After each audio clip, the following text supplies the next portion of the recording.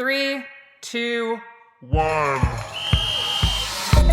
Welcome to Queen Stage. We're here to spotlight the athletes, stories, and action in women's cycling, giving the sport the attention it deserves. And we're going to do so with the quality, depth, and personality the sport demands. I'm Rosael Torres-Davis. I'm Betsy Welch. I'm Anna Maria Roque. And I'm Molly Herford.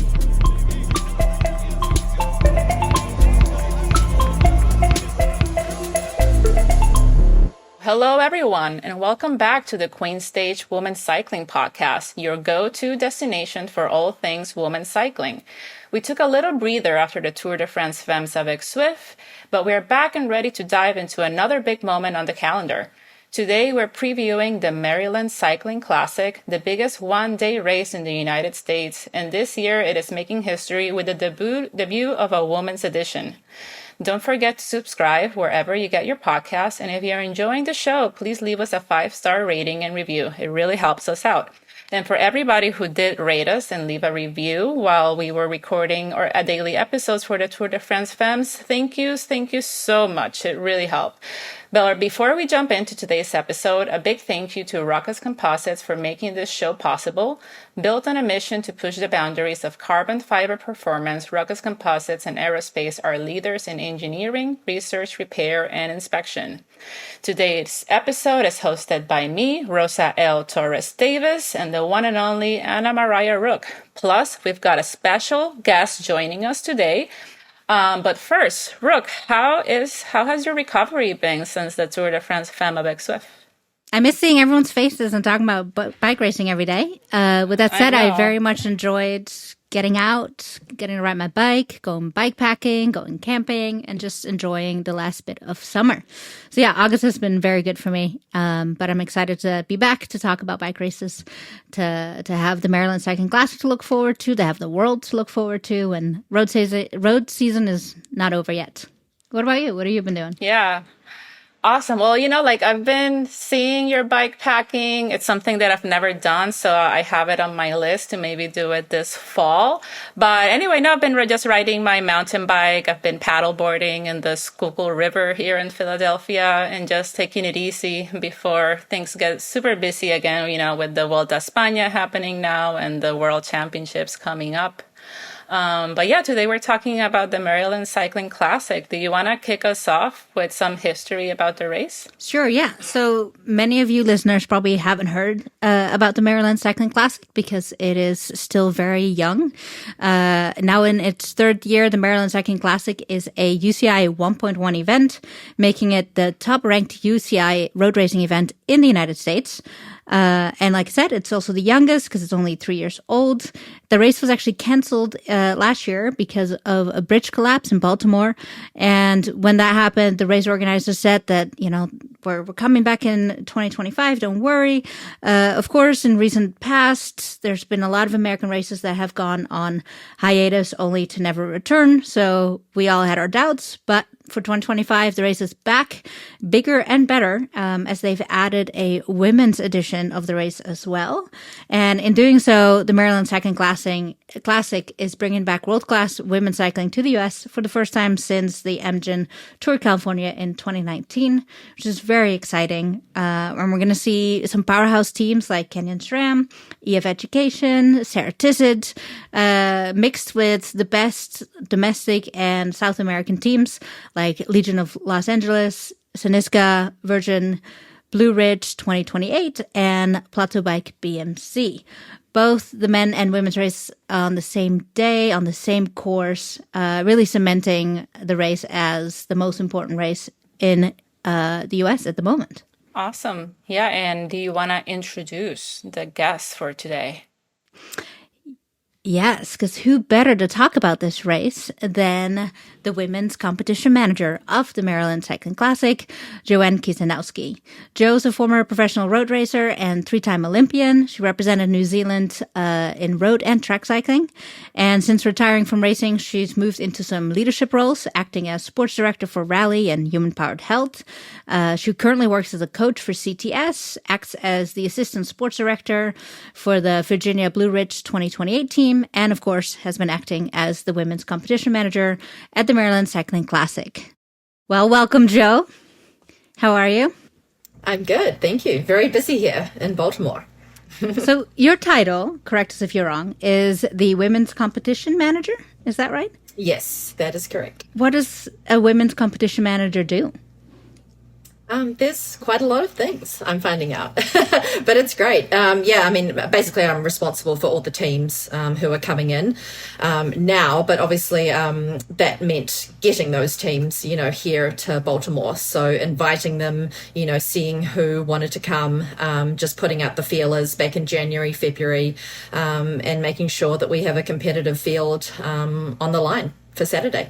Which team were you most excited about bringing on board? Oh gosh, we're really excited to have some World Tour teams coming, and obviously some European teams. So that's what our big goal was, to have about 3 teams where, they're coming from overseas. So we're definitely like EF, of course they're an American team, but as we know, based over in Europe mostly. Really excited to have them here with the men's and the women's teams. So that's really great. They just arrived yesterday. So that's the only team that we have who have the men's and the women's team, all here together. So really excited to have them. And from the women's teams, also excited to have Canyon SRAM on the start line. So they're bringing a strong team, as well as Sarah who are also from Germany, another World Tour team. So really, really happy to have them here. And as I understand it, it's their last hurrah, right? I know. I actually picked up the staff from the airport last night and was hearing about that. So, it's very sad. But, they still may be a team next year. Whether they're just going to sort of see how it goes.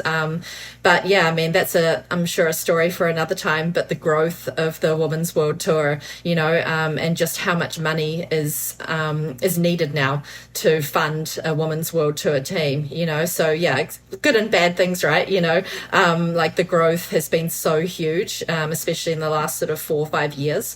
But that means that the teams have to keep up and they have to keep finding sponsors who will keep increasing, or multiple sponsors, obviously.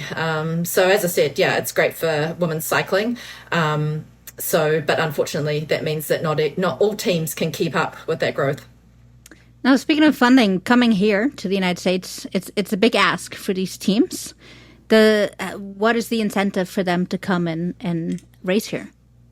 Yeah, we definitely help the teams coming from overseas, with their flights, and the hotels and everything like that. And on that, like we have 15 teams for the women and 15 teams for the men. And for all the teams, whether they're domestic or international, we cover all of their hotels for 3 nights, and we give them race vehicles if they need it, and meals as well. And so for the international teams, we're able to offer them some money towards, their flights over here as well. Now, I haven't seen a peloton this deep since 2019, since the Amazon Tour of California had its last edition. Why is this race so important for racing in America? Yeah, it's really important going forward. And as I said, this is the inaugural Maryland Cycling Classic for women. They've had the men's race a couple of times. And so it was really important to the Maryland Sports Corp to put the women's race on there now. So that's, of course, what we all wanted. So we're really, really happy that we can have the women's race alongside the men's. Equal prize money, everything's equal in terms of that. So really happy with that. Step forward with the race, and we're just looking forward to the years to come, to keep building this race, and also I hope to get more races here in the USA, in the future. We've got Worlds in Montreal next year, so we're hoping that maybe there can be sort of like a swing in the US where there can be a few one-day races or short tours, things like that, that teams can do before they go up to Montreal for World Champs. Awesome. And Joe, so this course is completely new. I know the race has only been done in 2 occasions. Last year, it had to be canceled due to the collapse of the Francis Scott Key Bridge in Baltimore. So we have a new course that's all in city limits. Do you want to just talk a little bit about it? Because I did watch the recon, and there's a little bit of everything. There's cobbles, there's a lot of corners, there's 2 climbs that seem to be important. Like, what do you think of it? Yes, it's a very technical course, I think. It's going to be very different from the course in the past, where it was more of a point-to-point and then city circuits down low. So now we're excited to host the race, all in the city of Baltimore. We go up north a little bit, and the main climb of the day is the Northern Parkway climb. So I think that'll be a really great place to watch. And there will actually be QOM and KOM points there every lap. So we also have that competition, as well as a sprint competition along the race course as well. But yeah, it goes through all the, Baltimore neighborhoods. So it's just going to be a really interesting course, as well as technical. But, I think, from a racing perspective, for myself, I think it was always really motivating to race, in front of like a downtown, city crowd, and to do those sort of, technical, twisty, up and down type courses. So I hope that the racers think the same, after they race it on Saturday. And then I'm sure we'll get a lot of feedback and can go from there for the future editions of it. Yeah, so looking at the course, it was really cool to see, because it's now in city limits, it reminded me a lot of the Philadelphia Cycling Classic. And it also had cobbles, a lot of turns, corners, and going through different neighborhoods, staple neighborhoods of the city. But speaking specifically about the cobble section, do you know about how long are the stretch of cobbles that come right away after the start line? Yeah, it is. It's right after the start line, and it's approximately 500 meters. And they're legitimate cobbles. So I rode them when I was here a couple of months ago, Bobby and I, and we were like, whoa, they're definitely the sorts of cobbles that you've got to pick your line through. So that's what I anticipate that the teams are going to be, wanting to ride that stretch a few times to figure out, what side of the road is the smoothest. Because yeah, you hit a couple of the cobbles wrong, and you'll definitely know about it. So yeah, so I think, in the race, you'll sort of see one long line, when it's strung out, once the racers figure out the best line through that. But it's in a really cute area called Fells Point, very historic down there, and, cute little shops and restaurants. So yeah, it's really nice that we can race through that really historic part of town. Awesome. Rook, do you have a question for Joe? Yeah. So, you obviously raced for a very long time yourself. Is this a course you would have liked to have done yourself? Definitely. Yes. Yeah, I would have really liked to race here. So I'm excited to see how the race plays out in both the women's and the men's races, to see is it able to be, split up? Is there like a little breakaway that can happen, or is it still a big bunch sprint? I think depending on, how it's raced, it can be anything on Saturday, right, with this sort of course. So, and we have some strong riders and some teams who don't necessarily have, a big sprinter with them. So they're going to have to try, they're going to have to try to attack. And whether that's attacking in the last 5K, or whether that's, trying to soften it up, on laps 2, 3 up the climb as well. Anything to sort of dampen the sprinters' legs, I think, will be helpful to those teams that don't want a bunch sprint. What kind of rider do you think, would go for this one-day race, considering the technical aspects? Also, if you could speak a little bit about the 2 climbs that we have, like how hard are they and what type of climbs are they? Yeah, one of the climbs is up to the monument area. Once again, super cool. It's going to look great on the TV. The monuments are up there. It's a really just like a short, punchy climb. Really pretty short, I would say, maybe under a minute. But the one at the top end of the course, the Northern Parkway, that can really hurt some legs, and that's about 1 kilometre long.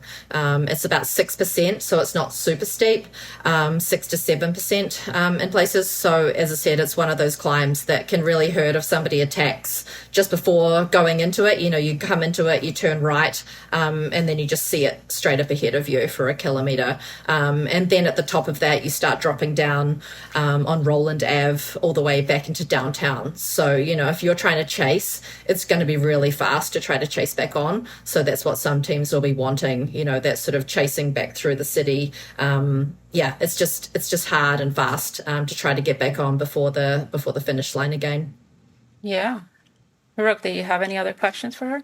Yeah, so you're mentioning a lot that this is coming down to the teams and the team's tactic. Are there any teams that you've got listed as your race favorites? Yeah, I mean, for me, I think Alison Jackson would be a big race favorite. I think she can do it all. She's shown that she's not afraid to break away, and go into at least a small breakaway, or even if it's a breakaway of 20, I would still bank on her to be able to win a sprint finish, no matter how many people are there. So I think they have the right person for this race in Alison Jackson with EF. And then, there's a whole slew of other riders I think would be really good. One that comes to mind is Marleas Mejias on Virginia's Blue Ridge 2028. She's been winning a lot of criteriums and sprints lately. So I would say they better try to get rid of her if they want to win any sort of sprint finish. And then, there's so many other teams with great riders. I think Sarah Tizet have a really strong team.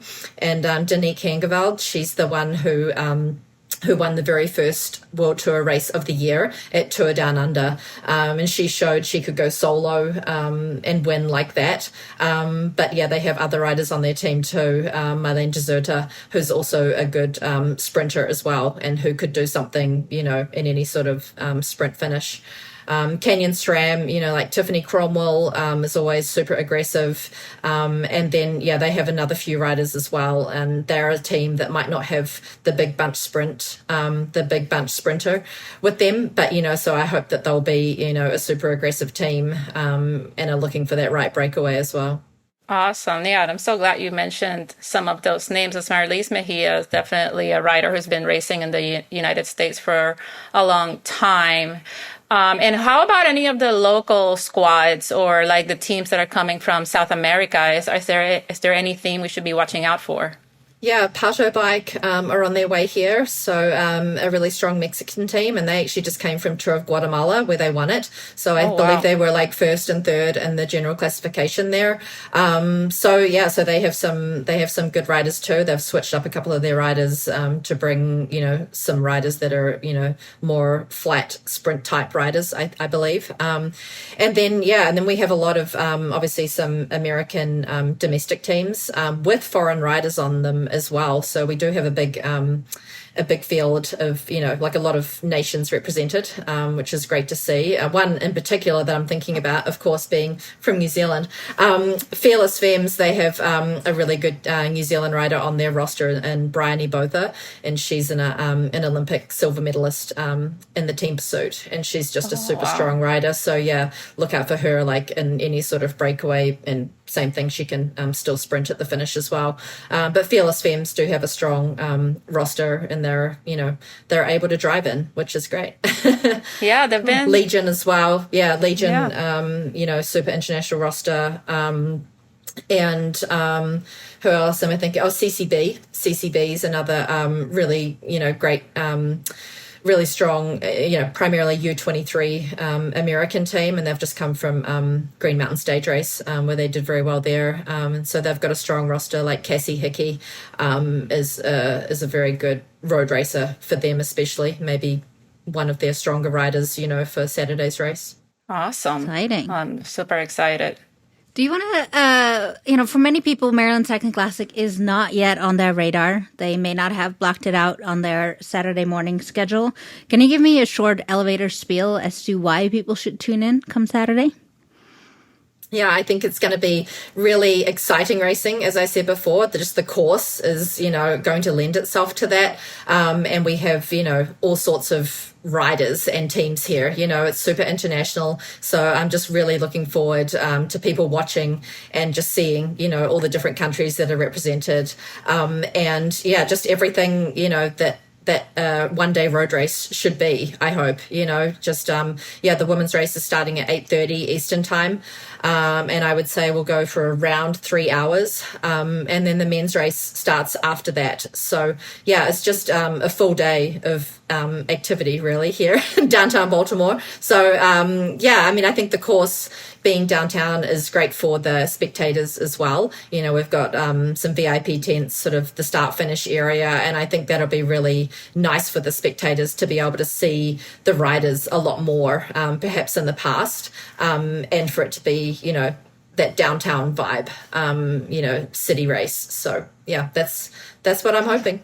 Cool. All right. I have one more question for you, Joe. What is next for you after this? What else are you up to?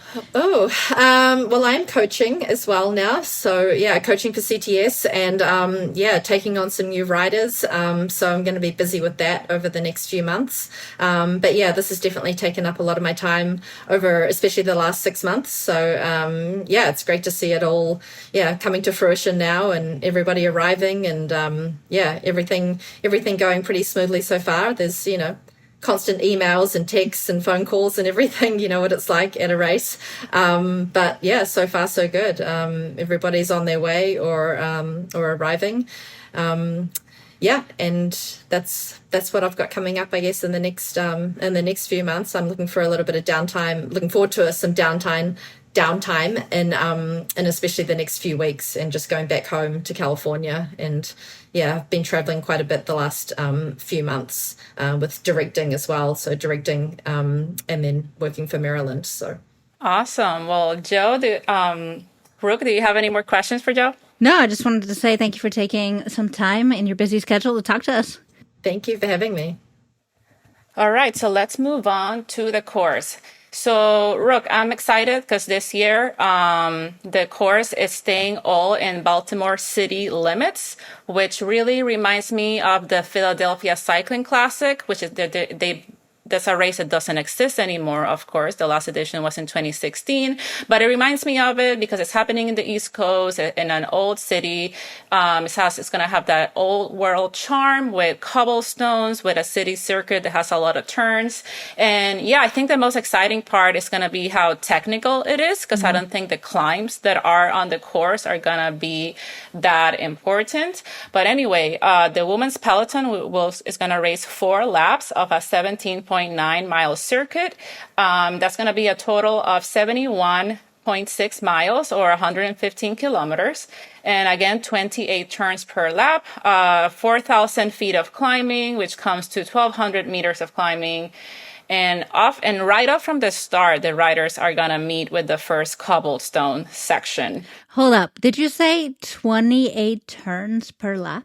28 turns. So times 4, that's over 100 turns. Yes. Yeah. It reminds me a lot also of the Glasgow World Championship course from 2023, where Matthew Van Der Poel, got away and riders were not able to see him and he was able to stay at the front and win the race. Like I said, we have cobblestones right off the start in the historic Fells Point. Then the course is going to head north to Patterson Park. It's one of the city's oldest public parks. And there's a bit of a drag there that should fatigue riders a little bit on each lap. Then they go to Mount Vernon, where they're going to loop around the Washington Monument. And there's another cobbled section in the roundabout that could demand careful positioning from the riders.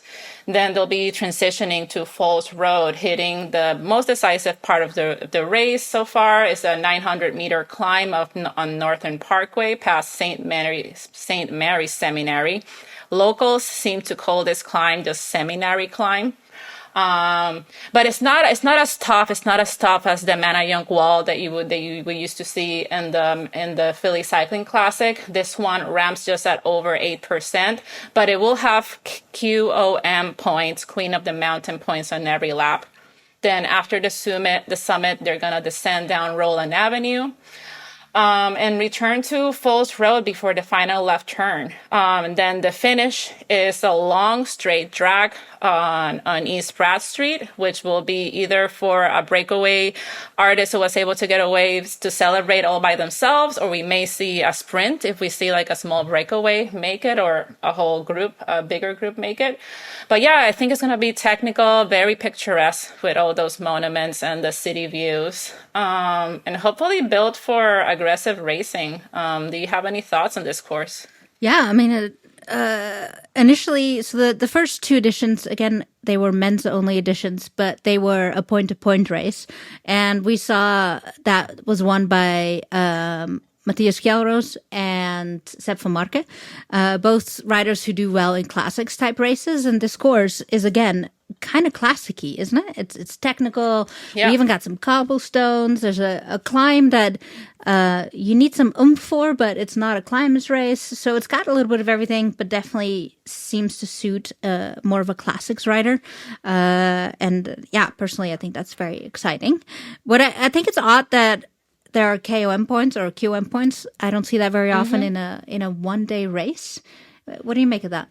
Yeah, I think for this race, it's just like to have give riders a chance of winning some prizes, maybe take some money home after a race. Because yeah, I don't think it will really come into play when choosing. Well, when we see the winner crossing the line. Yeah, definitely not. Yeah, like you said, it's a kind of a power course like a classics course in the sense that we have those cobblestone sectors, we have all those turns. So we need a rider who can slow down and put power again, slow down, put power again, and do that over and over and over. Yeah, 28 turns, man. That is technical. I mean, that's a crit almost in terms of the skills that you need. You need to, slow down and power out those corners, stay out of trouble. You need a very good team around you. Yeah, so it'll be quite exciting. I think I'm hoping the U.S.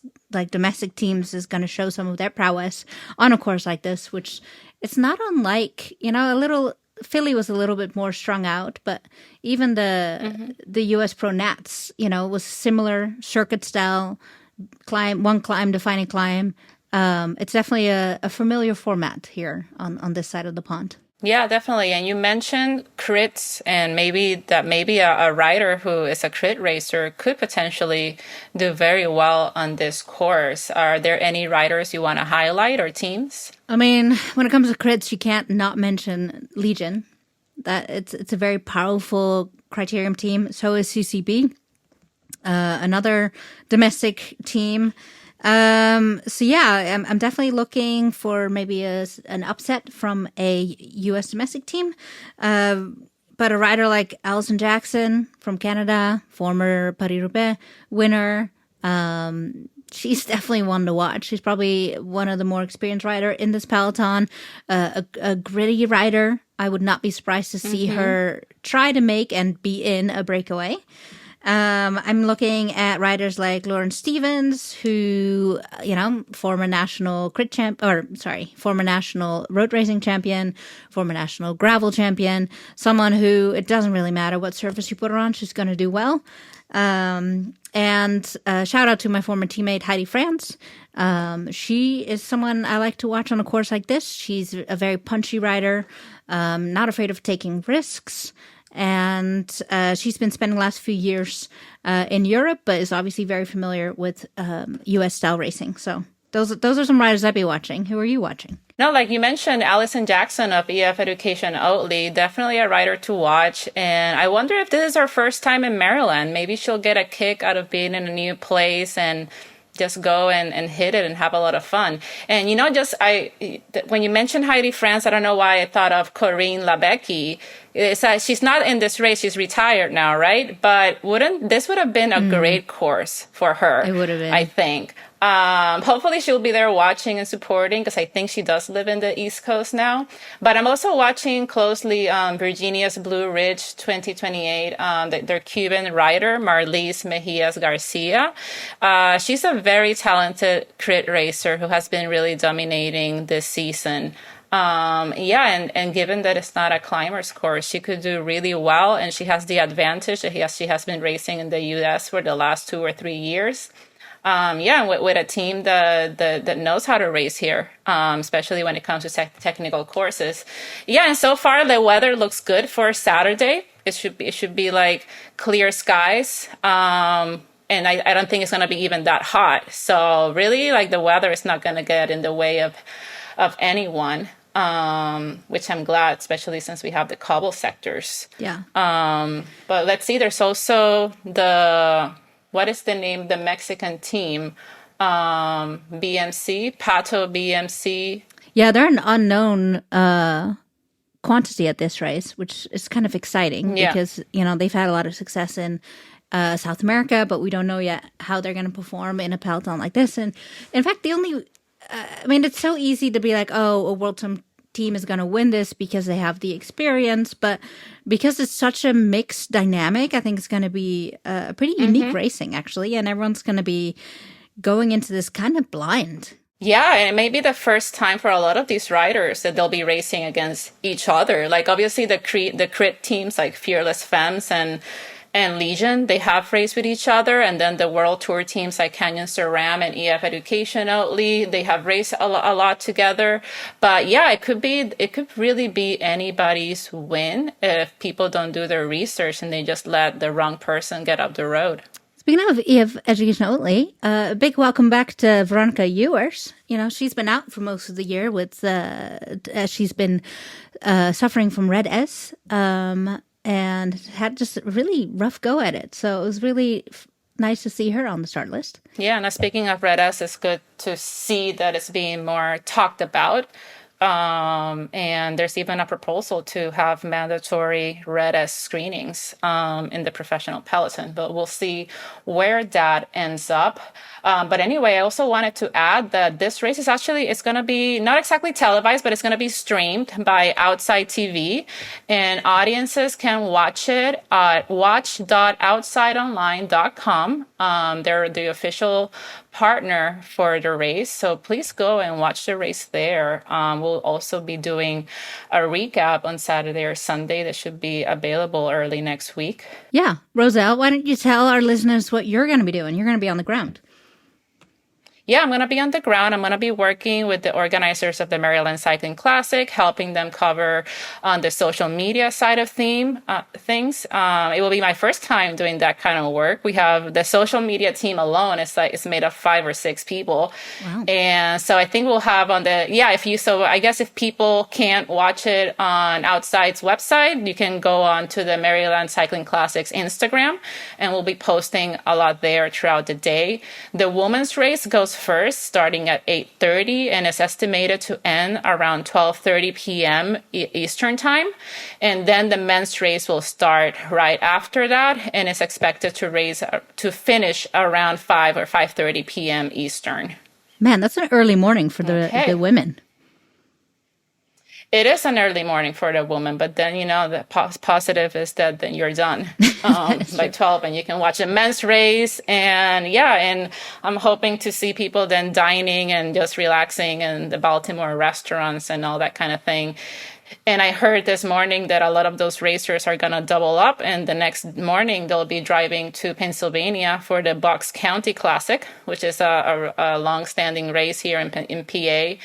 And they're going to be giving those other amateur and elite riders a run for their money. It should be another exciting race to watch. So I hope to make it there on Sunday as well. That's exciting. Yeah, I mean, maybe perhaps some of our listeners don't know, but like road racing in the U.S. has been struggling for some time now. And having a field like this is so important. What do you make of this race and the role it's playing currently in American road racing? Yeah. Well, I think it may be just a little too early to tell. I do like that it's an East Coast race. I mean, I would think that from a logistics point of view, it's easier for riders in Europe to get over here. Because the airports is less stops on the plane. And we have plenty of international airports on the East Coast. But it's hard to tell. It's very hard to tell because first of all, the race, I think, has to prove itself by being exciting. So, and with a new course, we won't know if this course is exciting enough until after the race. But I'm just excited so far from what I've heard from the people behind the scenes. They're putting so much work into this. And, you know, finally, like on the third edition, we have a women's race, and that's really exciting. And that shows huge growth.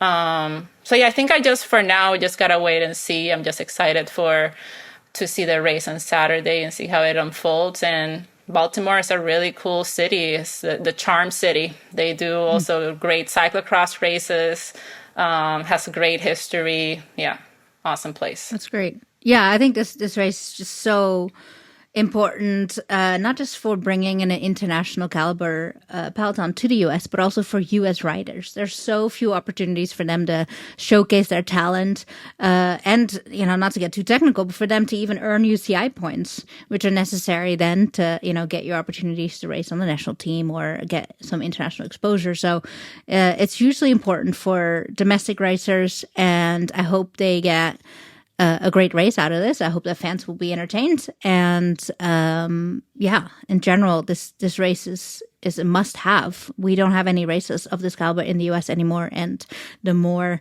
the better. I'm just hoping that next year, maybe we're going to see a return of women's racing at GP Montreal or some of the races that. So the men's. For those who don't know, the men's season is far from over. They have a couple big races left, namely in Canada right after this. So they timed the Maryland Cycling Classic to precede the GP Montreal and Gatineau and some of the other races in Canada. And so they come over here, they warm up in Baltimore, and they continue on, whereas the women's peloton doesn't yet have that opportunity to go to those races. So hopefully in the years to come, they will add women's races as well, and they give those coming from Europe a real reason to come over here and do an entire block of racing before Worlds. Yeah, it would be nice to see just more cooperation from all these promoters, because ideally for riders coming from Europe and other countries, they want to make their time in the States worthwhile. So it'd be nice if they could do a block of racing before they have to get back on the plane and go back home. So yeah, it would be nice to see that develop more on the women's side in the years to come. Yeah. When it comes to domestic racers, I was a little disappointed to not see Kristen Faulkner or Chloe Dygert. You know, two big names that local fans definitely wanted to see. Yeah. Are they racing, what is it, Tour de Avenir or CIMAC Ladies Tour? I don't know. Sure. I do know that, you know, Chloe's obviously getting ready for Worlds in Rwanda. She has her eyes on the TT medal again. And Kristen Faulkner, I'm not sure. She had a really rough go, as we've talked about at the Women's Tour de France. So maybe she's just taking a little break. Yeah, I hope that's the case, because also being she's from Alaska, but she did go to school in the East Coast, and she worked in the East Coast for a long time, and that's where she got discovered for her cycling talent. So it's a shame, but maybe we'll see her there, maybe watching the race or just, you know, in future editions of it.